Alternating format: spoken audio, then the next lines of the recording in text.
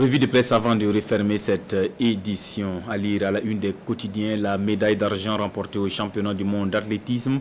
Les journaux jettent également un regard sur la situation sécuritaire au Mali, sans oublier la récente mission du président Négessis de la CEDEAO à Ouagadougou. Lecture croisée des journaux avec Bienvenue Taoussa.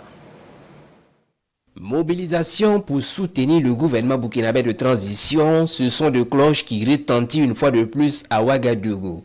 Arrivé hier dans la capitale pour une mission d'évaluation, le président en exercice de la communauté économique des États de l'Afrique de l'Ouest a lui aussi lancé le message.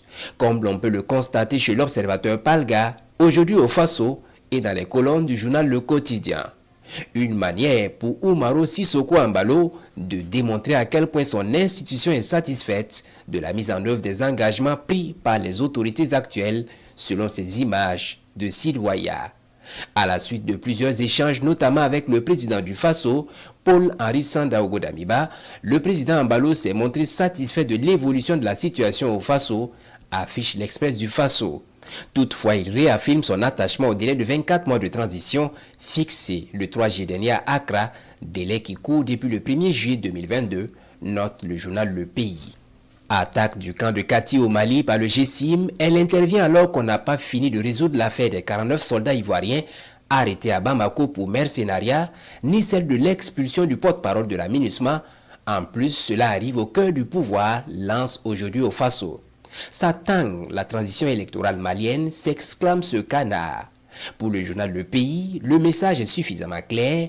Il estime que ce message sanglant doit être compris comme le signe de l'extrême volatilité de la situation sécuritaire du Mali.